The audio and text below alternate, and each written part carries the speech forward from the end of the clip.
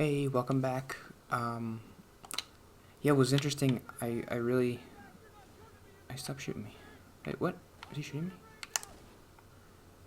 Um, Yesterday I really enjoyed talking about the book, and the first 2 days I did this week, I was like, I wasn't really into it.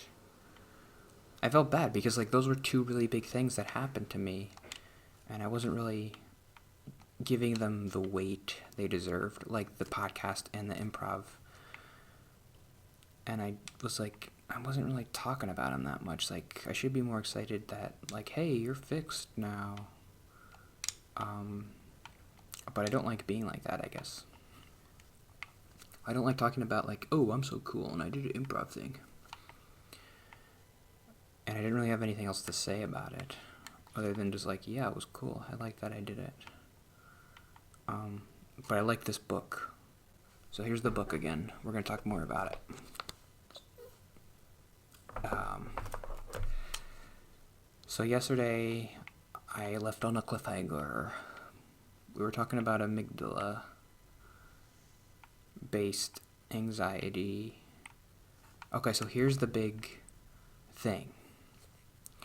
And I've always had both in my life, amygdala anxiety and cortex anxiety.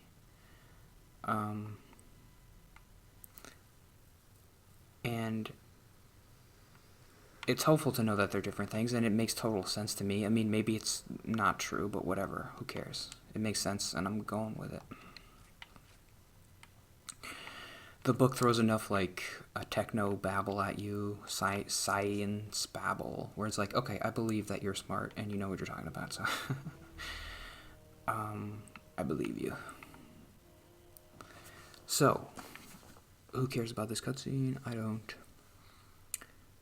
Exposure therapy is what you use for amygdala-based anxiety because it triggers your amygdala when you are the only way to fight an instant, like, you can't think your way out of amygdala-based anxiety because it's an instant trigger that happens whether you want it to or not.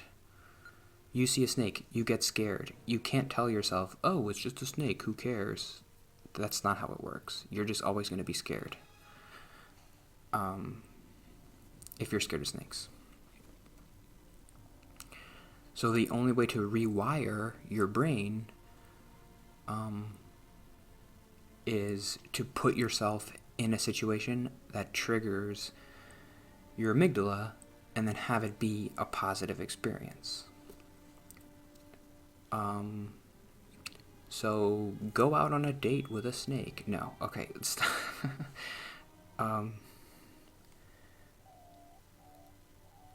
It's always been frustrating to me because I've always thought, like, you've been around people your whole life. You went to school every day. You went to work every day. You went to church every day. Whatever. You were around your family every day. But you still had social anxiety and social phobias. Didn't you do enough exposure therapy? No. And here's why. There's a way for social anxiety,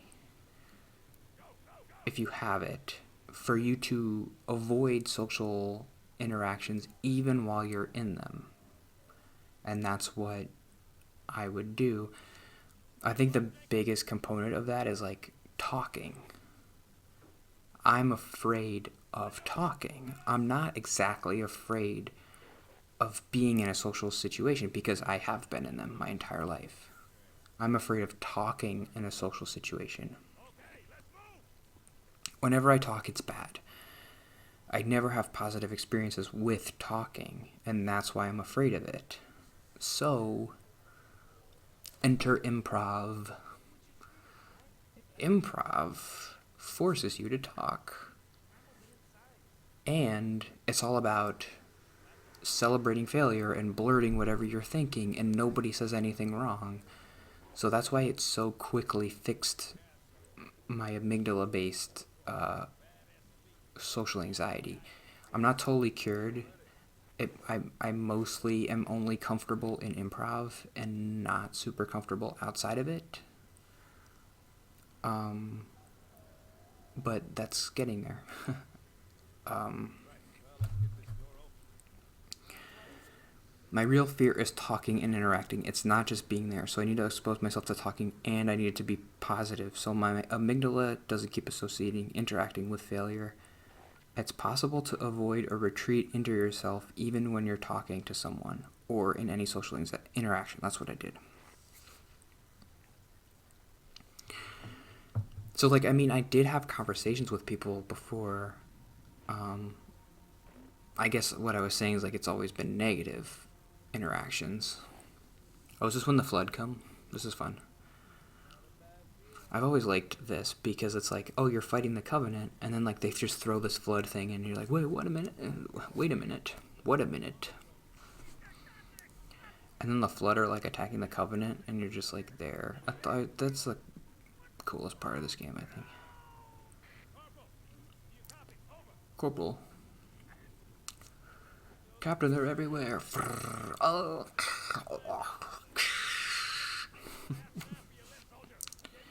Is this when they come? Is this the first time you see the flood? I don't want to talk over it with the stupid... this is the best part. Oh, that's them. What is that? No. Well, they're a lot bigger than I remember. Look out. Look out. They're everywhere. God damn it, Jenkins.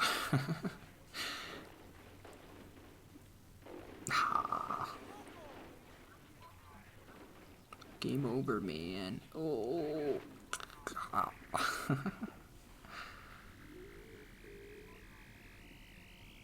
Yeah, that's cool.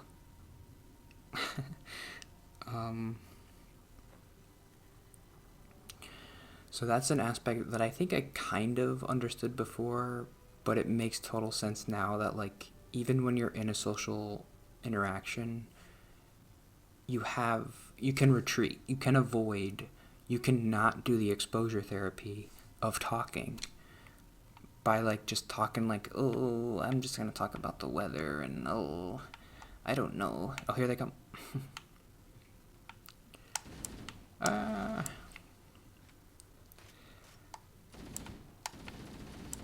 Like, I still don't know how to, like, do exposure therapy for normal interactions. I only know, like, improv. Oh, God. They flanked me. Improv helped me a lot. And it's the best exposure therapy. The book isn't specifically about social anxiety, so she doesn't say, like, what's a good exposure therapy for social anxiety. But I'm like, improv is the best thing I've found so far. And also just doing therapy is kind of exposure therapy. Because you have to talk about your feelings or whatever.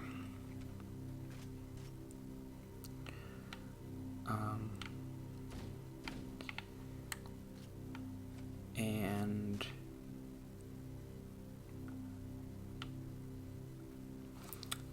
I think when I say that therapy is like exposure therapy, I think it's a little bit misleading because I remember the first couple times I did therapy, it was bad, and it didn't help me, and I didn't like it.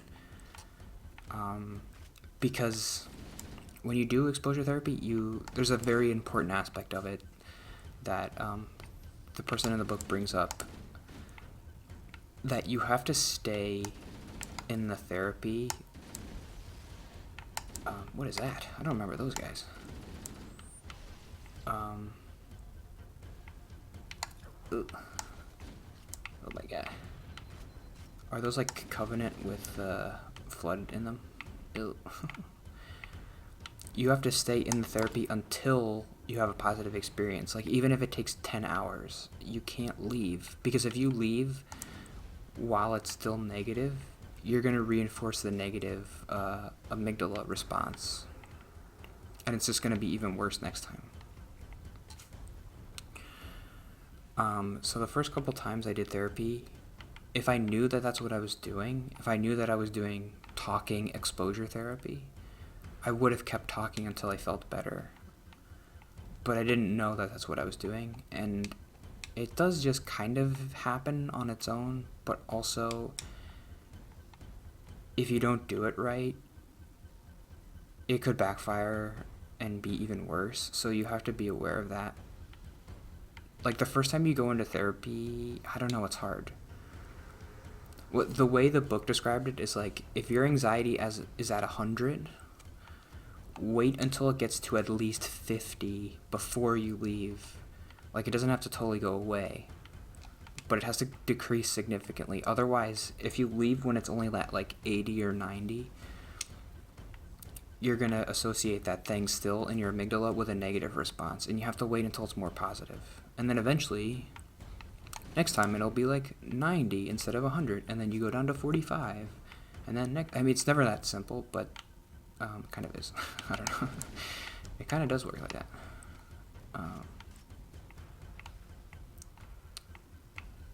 Hey, what are you guys doing? Oh, no. Did I kill him? Ah, they're behind me. What's that? I didn't get all of them, did I? Huh. I don't know where I'm going. I think I'm just trying to leave, maybe. But yeah, I really like the book. I have more notes. Should I save them for tomorrow? Oh yeah, I'm almost done. I only have a minute. I'm worried because the Metsies, I was looking at the score, and they're up 5-4, but it's first and third in the top of the ninth. They're almost going to lose. Oh, this is my favorite part. They're fighting each other. Hey. The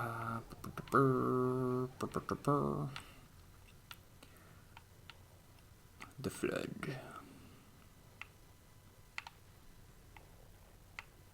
Hey. And the flood won. Ooh. Oh, hey now.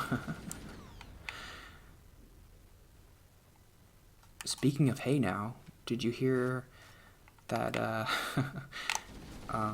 Owl City released a remix of All Star, and it was really cool. I'm really happy for Owl City. It's fun. It made me happy when I heard it. All that glitters is gold.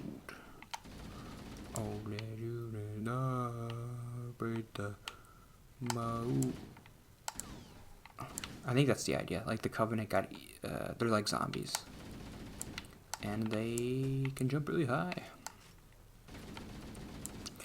I think The Last of Us stole their idea from Halo. These kind of look like Last of Us zombies, don't they? All that glitters is gold. Oh, they're shooting stars. Somebody once asked, could I spare some change for gas? I need to get myself away from this place. I said, yep, what a concept. I could use a little fuel myself.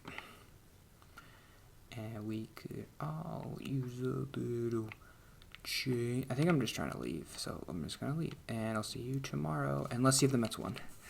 Oh, this is going to be scary. Okay, see, it's 5-4. Diaz is pitching to Goldschmidt. First and third, 2 outs. Oh, I knew it. It's tied. They tied it. I freaking knew that was going to happen. It's 5-5. Good thing I wasn't watching it. Hey now, you're an all-star. You want me to play a little clip of the all-star song? Let's see, Owl City Instagram. He has a thing on his Instagram. All that glitters is gold. It's gonna be very loud. Okay. Ready? It's Owl City.